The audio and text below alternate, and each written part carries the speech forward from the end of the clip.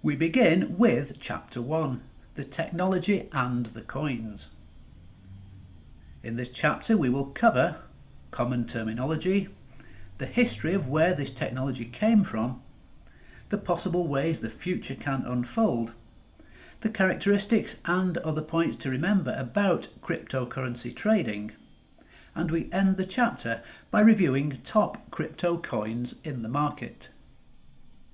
The entire cryptocurrency world begins with blocks. Blocks are packages of data. The critical thing to remember here is that these blocks carry permanently recorded data. As transactions happen, information for each transaction is collected, then validated by the network. Eventually the data will reach a predetermined size and then be combined into a block. As these blocks are created, they don't continue to exist alone and separate. They become linked with other blocks. And this is what we define as a blockchain. A blockchain itself is a file, a shared public journal or ledger of cryptocurrency transactions. And it acts as a historical record of those transactions, from the first block in the chain to the last, continuously growing. A blockchain protocol runs on a peer-to-peer network of computers that all run the protocol and hold an identical copy of this ledger. Whilst it is public and therefore everyone can inspect a blockchain, no single person can control it. It is cryptographically secured from being tampered with. Cryptocurrency has been given a few different names. Digital tokens, or sometimes just tokens, digital assets, digital currency, crypto coins, virtual currency, digital coins, and so on. But essentially, cryptocurrencies are just a type of digital asset, used as a medium of exchange. They are all stored in a blockchain, with each blockchain having its own digital coin. The original and most widely known cryptocurrency is Bitcoin. The term altcoins is used to define all other cryptocurrencies. For example, Ether, Litecoin, Monero, Dash, Zcash, and so on. And each one has its own properties and functions. Historically, traditional currencies are backed by a physical commodity, like gold or silver. Fiat currencies, like the US dollar, are legal tenders declared by governments that are based on the relationship between supply and demand and the credit of the economy. It doesn't have an intrinsic value of its own. It is just paper or physical coins made of low-value materials. Because of blockchain technology and the way cryptocurrencies work, you are purchasing what could be considered as a tech stock. The term cryptocurrency is derived from the combination of cryptography, which is the practice of or techniques for securing communications, and currency, which is money in any form. However, cryptocurrencies do have more in common with stocks than they do with currencies.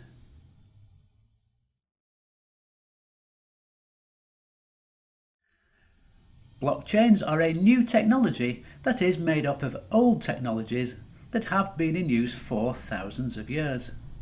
For example, using tokens, coins or bills that represent a value as a form of payment. The other essential part of this equation is cryptography. And as mentioned previously, this is the practice of securing communications, but under the eye of third parties. Blockchains themselves are ledgers, and ledgers have been in use for thousands of years to record financial transactions. The concept and the technologies that are critical to the cryptocurrency market today were first introduced in the fall of 2008 in a white paper. This was initially part of a proposal for the now famous Bitcoin, with the purpose of creating a peer-to-peer money transfer system without the need for banks. As an interesting side note, this white paper was written under the name of Satoshi Nakamoto, and to this date it is not known who this person or these people are. In 2009, it was released as open source software. The blockchain technology innovation allowed Bitcoin to be considered as the first digital currency to solve the double spending problem. And double spending occurs when somebody can easily lie about receiving currency and then spend it twice with a very low chance of being caught. In 2010, Nakamoto, who had been working with other open source developers on Bitcoin, decided to step away from the project. Control was then handed over to trusted and prominent Bitcoin core developers. 2011 saw the introduction of altcoins, and these coins are considered to be any cryptocurrency other than Bitcoin, and they are created from forks of Bitcoin. A fork occurs when the developers of a cryptocurrency decide to change the programming of a coin. Ideally, this is done to upgrade the code of a specific coin to help it flourish. In 2011, these forks were created to introduce cryptocurrency alternatives to Bitcoin. And since then, hundreds of new cryptocurrencies have been developed, which are gaining momentum now very quickly.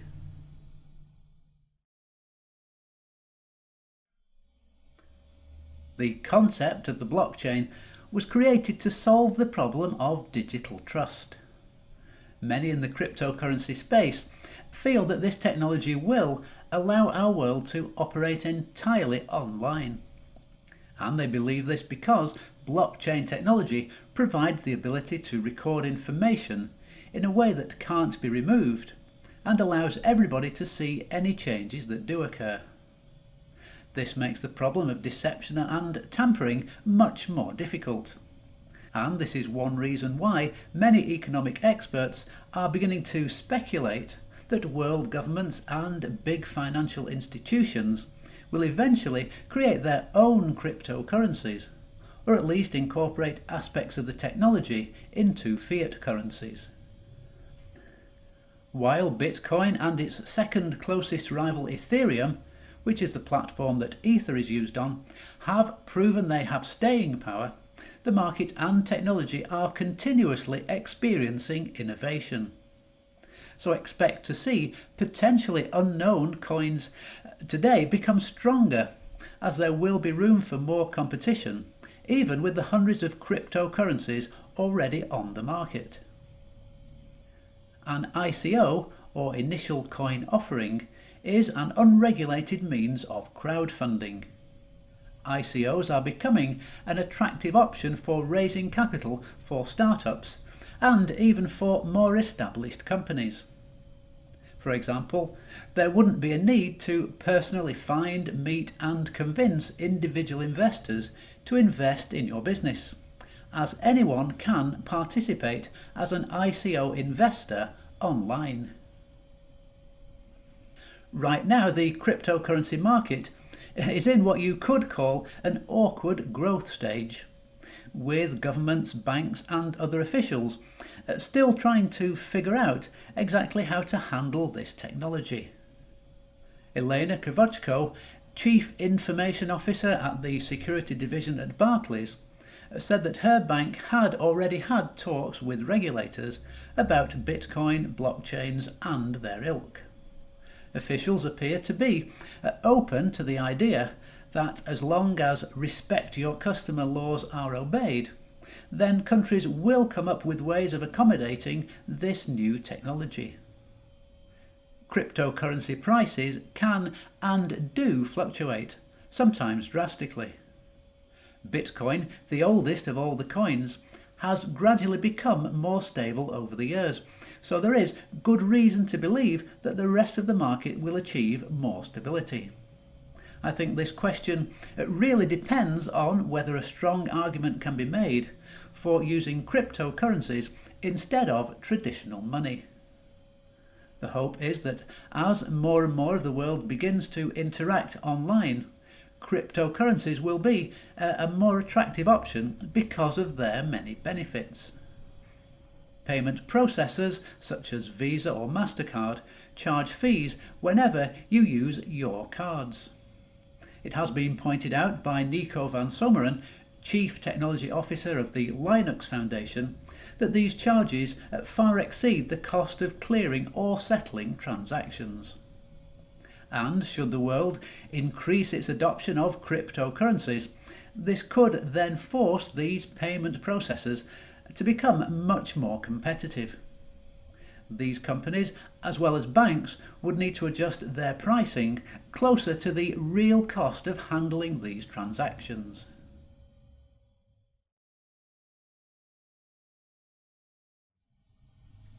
Once a transaction has been confirmed, it can't be changed, and this is a really crucial point to remember. If you sent your funds by accident, or to the wrong person, or worse still, to somebody who has scammed you, there is just no way back. Transactions happen very quickly, within minutes, so no need to wait for days or even hours.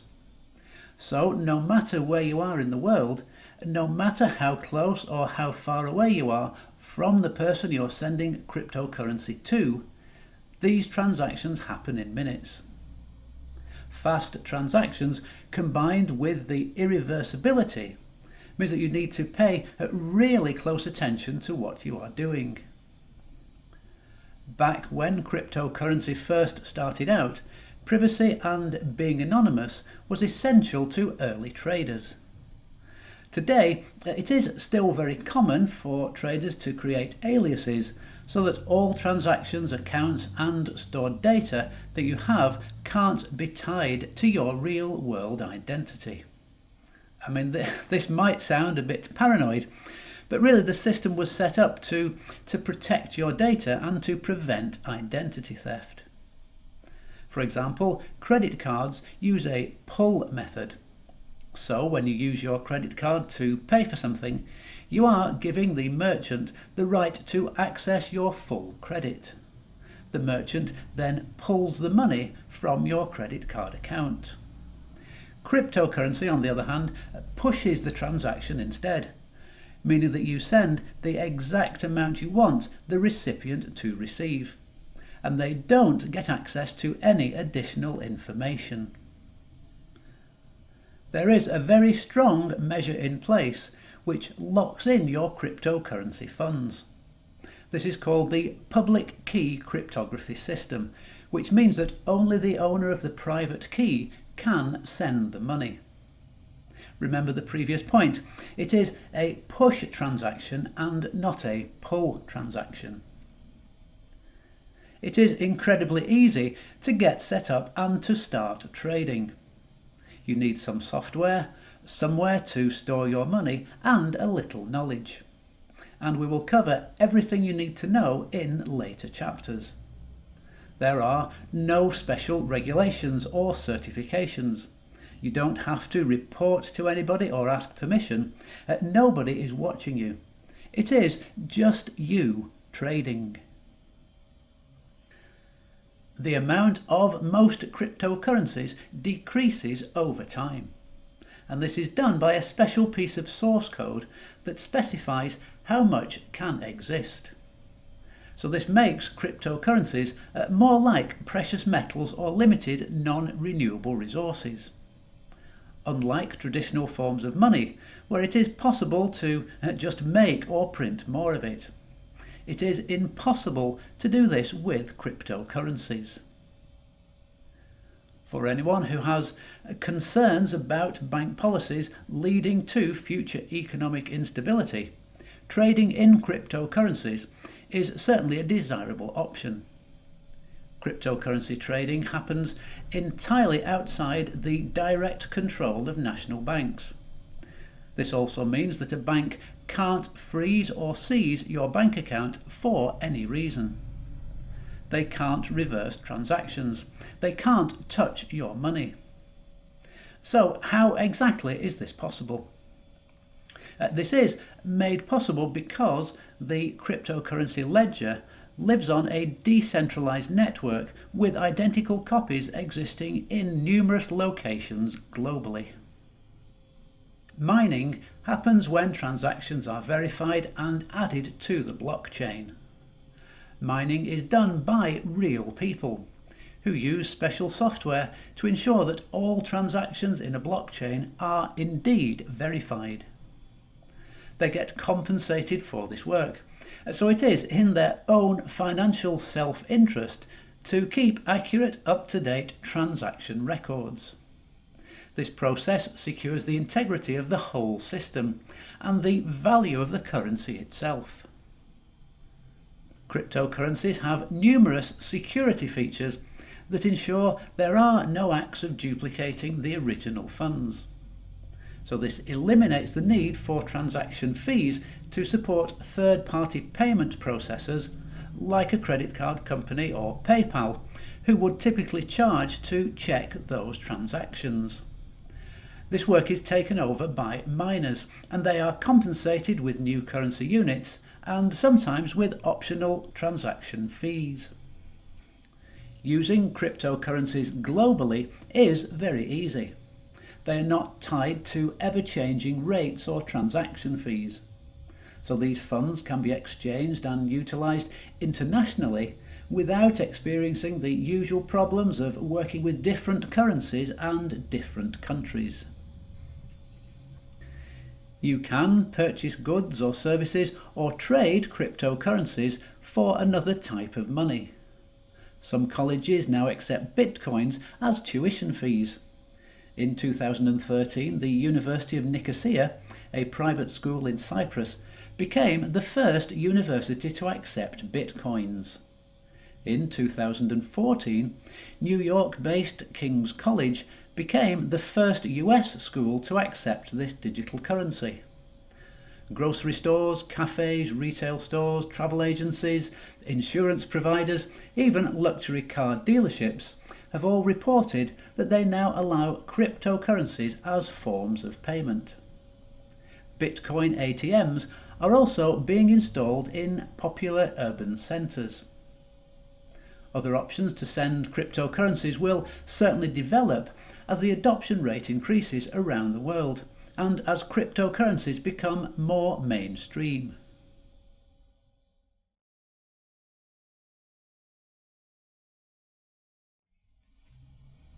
Bitcoin was the first decentralized ledger currency, founded in 2009. Bitcoin was initially created to facilitate easier global payments that could be transferred almost instantly, with low transaction fees and not subject to the control of any central financial authority. The concern with Bitcoin has always been one of scaling. For example, a transaction can take place in about 10 minutes. But as the network of users grows, so waiting times get longer. In comparison, Visa can process 1,700 transactions every second. Today, Bitcoin has become the most popular cryptocurrency with the highest market value. Bitcoin is leading the way for more mainstream vendors to adopt this form of currency for everyday types of purchases. Ether is the coin used by the Ethereum platform and is very different to Bitcoin and other altcoins. In fact, initially, it wasn't designed to be a currency at all. It was designed to support smart contracts. The idea was that Ethereum miners would provide companies with their processing power, so that those companies wouldn't need to invest in additional servers. In this scenario, Ether is used to be a form of payment on a platform. The initial release date for Ripple was 2012, and it was created for peer-to-peer debt transfers. And it is today the third most popular cryptocurrency in terms of market value. Bitcoin's primary purpose is to be a payment method, while Ether is meant to be used for smart contracts. Ripple also has a different use. Today it has become a decentralized solution for financial institutions and acts as both a cryptocurrency and a digital payment network. This situation developed really because a wide range of financial institutions began to take notice of the fact that the technology behind it eliminates delays, confirms that a settlement has taken place in real time in about 4 seconds, and can sustain 1,000 transactions per second, while Bitcoin is only averaging about 3 or 4. On August 1st, 2017, Bitcoin forked and created Bitcoin Cash. This fork was started by Bitcoin miners and developers who were concerned about Bitcoin's ability to scale. Bitcoin Cash implemented an increased block size as well as other measures to speed up the verification process, regardless of the number of miners supporting it. While these changes have raised concerns about security, it has not prevented this cryptocurrency from quickly rising up the market ranks. Litecoin was released on October 7th, 2011 by Charlie Lee, a former Google employee, and it was a fork from Bitcoin. In many ways, it is technically nearly identical. This peer-to-peer currency, which is also open source and completely decentralized, was created to solve some of Bitcoin's problems. Litecoin has faster transaction confirmation times, better storage efficiency, and also zero payment costs. In January 2014, Dash was released as Xcoin, and a little more than a month later changed its name to Darkcoin. And then, finally, in March 2015, it changed its name again to Dash, a sort of blend between digital and cash. Dash is a Bitcoin-based currency that features instant transactions, private transactions, and is decentralized. Its goal is to become the most user-friendly and on-chain scalable cryptocurrency in the world. At its inception, NEM's goal was to create a community-oriented cryptocurrency from scratch, which is a big ask and has many challenges. But eventually a stable version of NEM was launched on March 31st, 2015. NEM's platform has many beneficial services such as like payments, asset making and messaging. IOTA is considered to be the first blockchain-free cryptocurrency and instead uses what is known as the Tangle ledger. It has some very unusual characteristics, like not being able to be mined. The number of coins issued is strictly defined, and it is impossible to issue new coins above this preset level. Its developers say that this currency has now solved the common problems of blockchains, such as centralization of control, obsolete cryptography, inability to conduct micropayments, partition intolerance, scalability limits, high requirements for hardware, and several other issues. NEO is often referred to as the Chinese Ethereum and is the first decentralized open source cryptocurrency in China. In late September 2017, China announced a ban on ICOs, which did affect NEO, but since then the price has corrected itself. Monero, originally BitMonero, was created in April 2014 and focuses on privacy, decentralization and stability. It runs on Windows, Mac, Linux, Android and FreeBSD. Monero developers believe it is superior to Bitcoin because of its mining algorithm, adaptive block limit, strong privacy controls, plus the quality of their overall development and research teams.